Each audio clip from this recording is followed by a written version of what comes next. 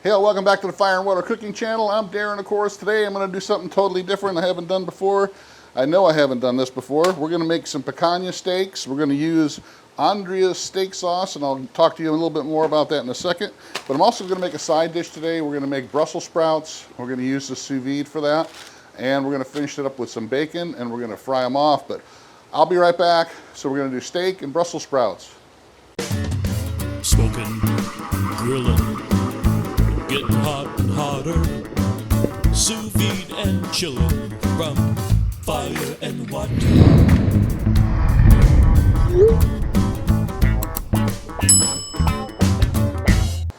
All right, guys, I want to go over this cooking just a little bit before I get started. So I got my full picanha roast here, which is top sirloin cap roast, and we're going to cut this into steaks. We're going to have sous vide steaks. But what I'm going to do is this Andria Steakhouse, they contacted me, said, hey, could you take a look at our steak sauce and maybe do a review on it, let me know what you think. And I said, sure, send me a couple bottles, we'll see what it is. Never heard of them before, but I guess they're a restaurant, steakhouse up in Illinois, and they've been around since 1978, and I guess their steak sauce here is pretty popular. It's kind of a different type of steak sauce, so it's not like an A1 or a Heinz 57 where you pour it on after the steak is cooked. You actually either cook it, brush it on, and then while you're searing the steak, or you can marinate stuff in it, and actually you can use it on other things. They sent me a little recipe pamphlet with it that kind of explains what the steak sauce is about. They also sent me a little information thing here, and it really says it's to be used during cooking and not as a ready-to-eat condiment. So I guess you're not really supposed to pour it on after the fact, because maybe it needs to be cooked some. But they also sent me this little pamphlet that kind of explains the history of the restaurant. I guess it was made in an old house. Somebody turned their house into a restaurant, and it's been there since 1978, and it's very popular up in that area. Like I said, I've never heard of it, but we're going to try it out. I'm actually going to use this marinade on the steaks in the bag, doing sous vide. We're going to sous vide them at 134 degrees for about 4 hours.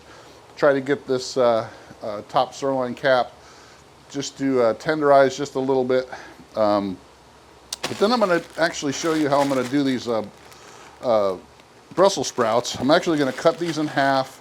We're going to put those in a vacuum bag, and we're going to sous vide these on a high temperature, about 185 to 190 for about an hour. And that's going to actually make these perfect. Then we're going to take them out, and we're going to fry them up in a pan with some bacon. Really simple, really good. If you don't like Brussels sprouts, I guarantee you this recipe you're going to like. So I'll be right back, guys. I'm going to cut these steaks up, and then we'll show you how we're going to vacuum seal the steaks with the marinade and toss them in the sous vide bath. I'll be right back. All right, guys, I got these all cut up. One of the things I like about cutting my own steaks is I can make them as thick or as thin as I want, which makes it easier when I got some that want theirs a little bit more done. I can just cut them thinner and then cook them on the when I'm searing them. I went ahead and salted these up, and we're also going to put them in the bag with that marinade. We're going to let it cook sous vide with the marinade in the bag to see how that affects these steaks. All right, guys, I'm going to go ahead and get these sealed up. I'll be right back. All right, guys, here you go. They're all vacuum sealed up. And all I'm going to do now is just kind of mush that marinade all around here in the pack, just so we get a good, even coverage, both sides. And like I said, it's going to actually cook in this stuff. And then when we take it out, we are going to brush some of this on when we're searing it up. So I'm going to go ahead and, this is all up to temp right now. Go ahead and take the lid off. Go ahead and drop my steaks in the sous vide. They'll be in there for right at 4 hours, which will make them perfect. Like I said, you could actually cook them a little bit longer since it is sirloin, if you want it to be a little bit more tender.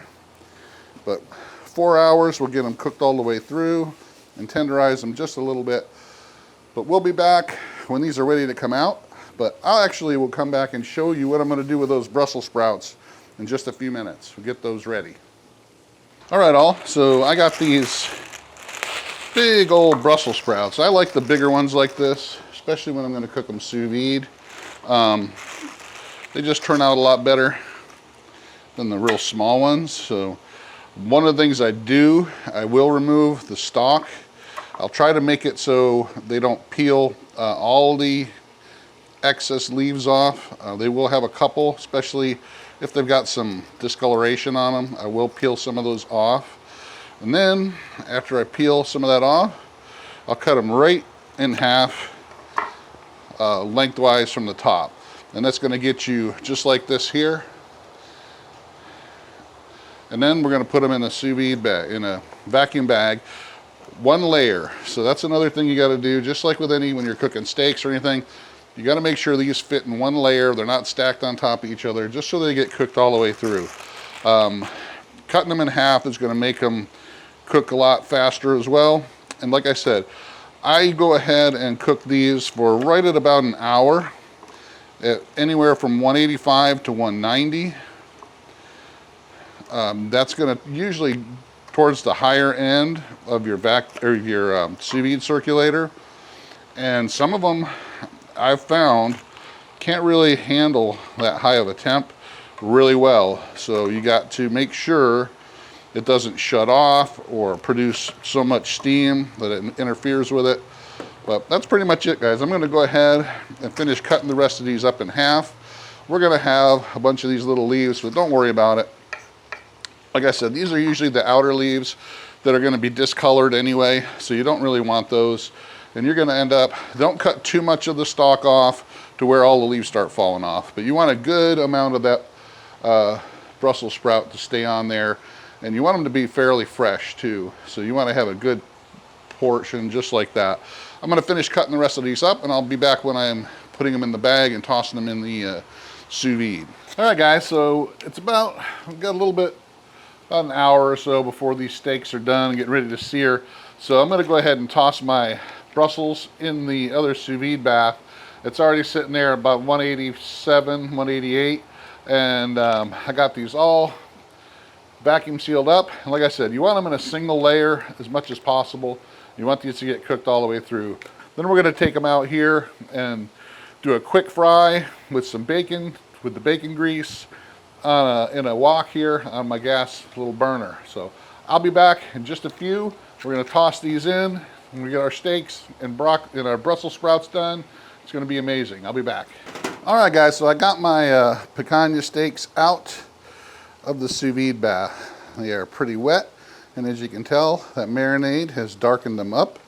But I'm going to pat these dry, even though we're going to hit them with some marinade when they're searing up. We're not going to get a whole lot of Maillard reaction, but I'm hoping that the fire is hot enough to do that. But this is the type of steak sauce that it is. This is how they want you to use it. They want you to brush it on while you're cooking or during the cook, or marinate. So that's what I'm doing right now. We're going to go ahead and pour just a little bit more in this bowl.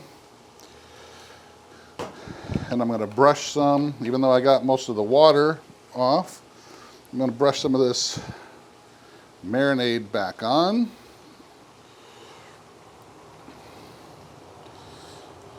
And then this is the side we're going to put on the grill first. So I'll put some more of this on the other side, so that we got an even coatage on here.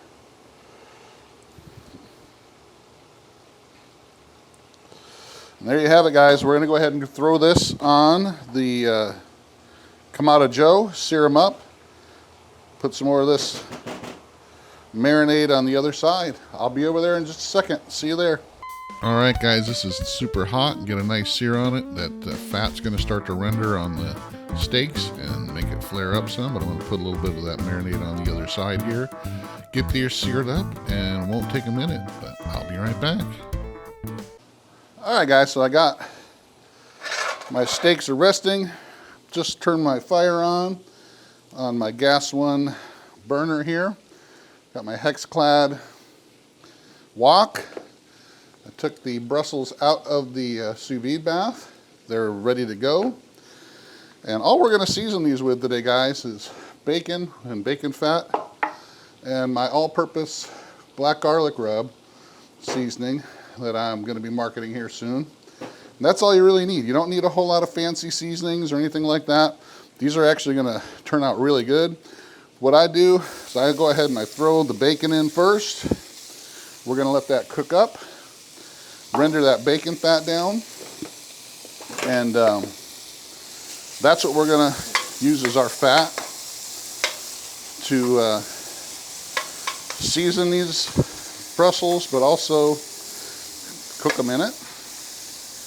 I'm going to put just a little bit of my all-purpose seasoning in with the bacon, and then when I get the Brussels in there, we'll put just a little bit more in. And this all-purpose seasoning is really kind of simple. It's different than most. This has black garlic, regular garlic, onion powder, salt, pepper, a couple other things in it that make it really special. But that black garlic is what really kind of sets it apart from other salt, pepper, and garlic rubs. So, and this really shouldn't take a whole lot of time, guys, because these are already cooked. We're just looking to get a char on them. So all we're really waiting for is this bacon to cook up, crisp up, and render down. My steaks are resting, so by the time this is done, it will definitely be time to cut into those steaks. All right, guys, once that bacon gets crispy, go ahead and toss your Brussels in. Add a little bit more of the all-purpose seasoning, and all you're doing is getting some color. They're already cooked, so it doesn't take long when you're cooking these on high. So once that gets done, I'm going to go ahead and plate it up. And I really, I thought the Andria sauce was okay. I think I'd rather do a nice hard sear on it and maybe put it on after it's all seared up next time, but it has a decent flavor. I wouldn't say it was anything better than what I normally do, but check it out, guys. Thanks for watching. Follow us on Facebook, Instagram, and I'll see you in the next fire and water cooking video.